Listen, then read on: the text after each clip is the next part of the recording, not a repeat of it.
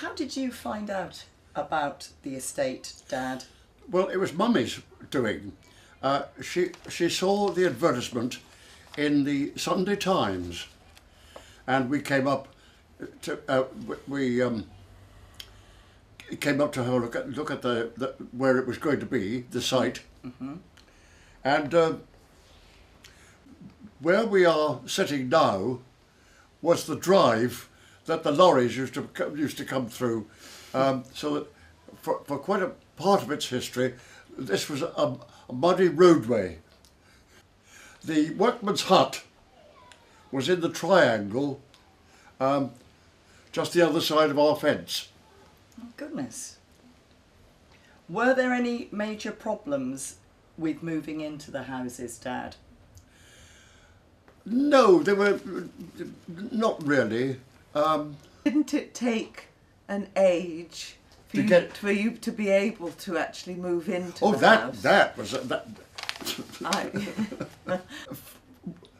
builders fall in love with a site, and our foreman was no exception to the rule, and it seemed at one point that we were never going to be able to get them out of the house so that we could move in. And Roz accosted the foreman with a whole lot of language that she'd certainly never learned at Streatham High School for Girls. The foreman was absolutely outraged and horrified and said he'd never been spoken to by a lady like that before. And Roz said, well, there's always a first time. And she got rid of him, more to the point. Oh, yes, rather. Marvellous. Yes. And so we were able to, or you were able, you, Lucy and Mum, That's right. were able to move in. That's right.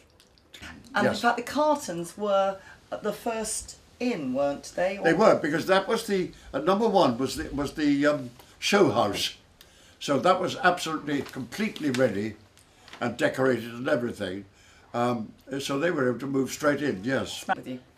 Okay. So we were all pretty aware of who was on Hillside Gardens to begin with, and of course everybody was breeding. And we were all new and much of an age, and so there was a great camaraderie among the neighbourhood, particularly since this Hillside Gardens stood alone at that time. The Southwood Lane houses and the Jackson's Lane houses were not built. The original estate was built by General Wade, who was one of the hammers of the Scots during the 45 rebellion. He unfortunately was so busy being a general that I don't think he ever actually lived in the house. He was responsible, as it were, for the bare bones of the planting. Really reflects very much the interest of the time, because many of the trees are sort of American. Yes.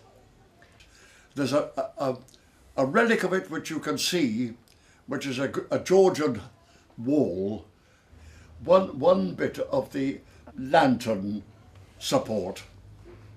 But you actually built our garden, yes. didn't you? Where is now a sort of very overgrown rockery, was just a bank of London clay.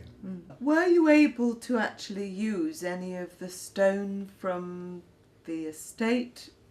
The stone from the house is incorporated in the rockery. Yes, that's what Yes. I thought. That Of course, the communal garden looked very, very different to the way it does now. Oh yes,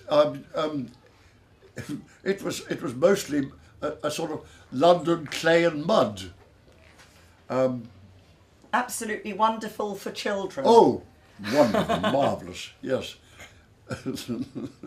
Heard through Harley Sherlock that you were instrumental in getting children to plant bulbs in the garden. That is right. We we got one of these offers from a garden firm, you know, large quantities of daffodils and things like that. And there are a few still remaining in the meadowy bit up there. I remember later on, really, Peter Ustinov coming to lunch with his son, who is now quite a well-known sculptor, I believe. Igor? Igor, that's right. Yeah.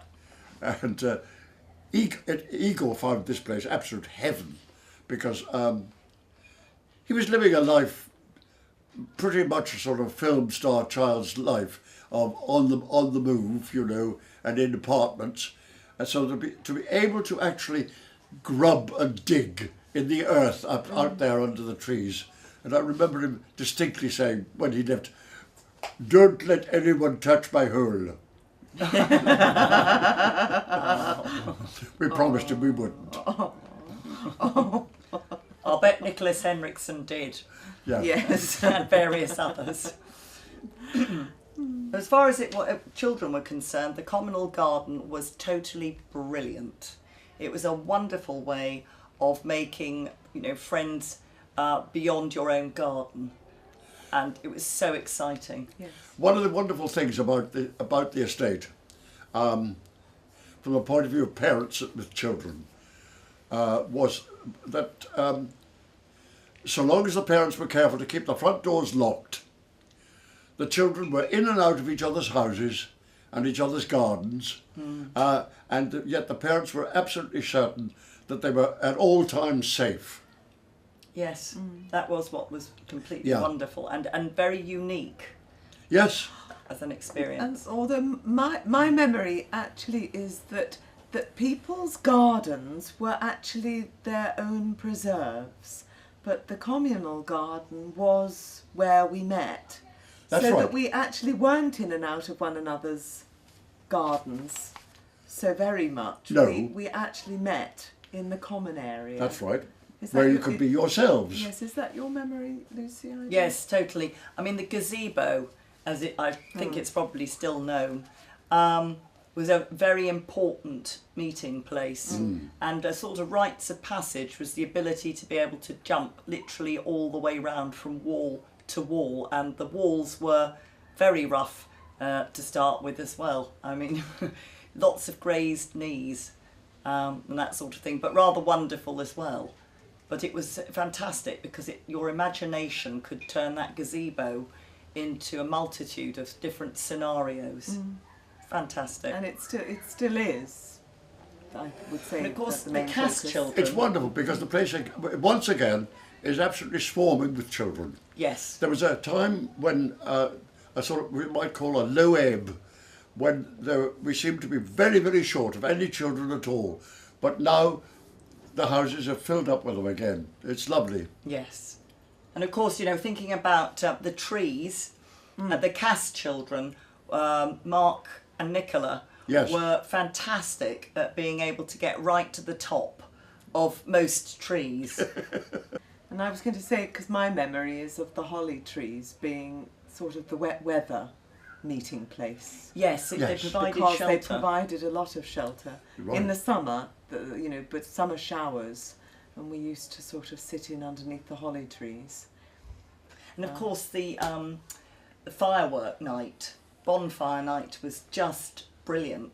Thinking about the holly trees and where it used to be at the base of the hollies that we'd have this big bonfire with a guy on top. And I seem to remember one year the holly tree that was nearby caught fire just a bit. So that was I remember exciting. being quite infuriated once because a very useful piece of timber, which I had here, was snaffled and put onto the bonfire, partly consumed before I rescued it. So you've never forgiven them for that, have Oh, you, no. Dad? No, absolutely not. But it was rushing around in the dark with torches, you know, in what was essentially a kind of mud heap, apart from the rather lovely trees. It was completely brilliant. You elected to to change certain things within the house.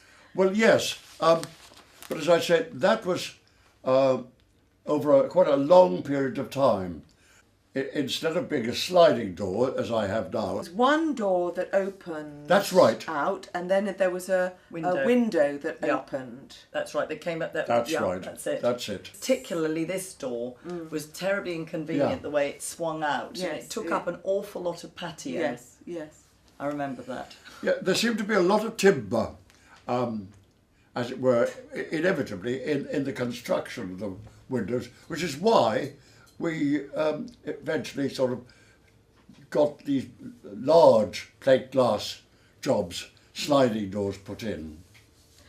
And what about the stairwell? You Well, you see, the stairwell used to go right up to the ceiling. We got the ceiling put in, and a floor laid, and it was used as an extra bedroom. When Piers, my younger son by an earlier marriage, came back to England. But there was another reason, wasn't there? The other reason it was a sort of incidental, but it meant when I came back from the theatre at night, there was always soup or something waiting for me to heat up, and I got rather tired with the cascade of air, cold air coming down from the windows above, and pouring down the back of my neck. It was very cold. A draught, yes. I remember how cold it was when the ceilings did go right up. We went right up to the top. The fan heating, which was based in the cupboard in there, didn't really work. No. Which is the reason why eventually we put in central heating, radiators and pipes. And we were having colder winters in those days than we seem to be getting nowadays. I remember that we used to have extra electric heaters in all the bedrooms Yes. at one point, but also that we used to have a stove, and coal was delivered. But of course we got the problem of an unusually steep slope, so we never ever would have used the slope for a car. Which is why eventually we had the slope cut away. Instead of the up and over door, which was used for a garage, we had that filled in with a permanent wall and windows, and a study for me. Yes. And a workshop. What was brilliant about our slope was that it was superb for tobogganing when we got a really snowy winter. Yes. And we had a lot of kids on Hillside Gardens. We've still got the toboggan. It's out in the cupboard in the workshop. So being an actor here, there was a very good reason, wasn't there, why Mum suggested that this would be a good house for you? Oh, it's perfect, because you see, the underground took me straight into the West End, where the theatres were and I was working. And it was marvellous of an evening, particularly of a lovely summer evening, to come back from the fog of London and up the escalator into the beautiful sort of fresher air of Highgate.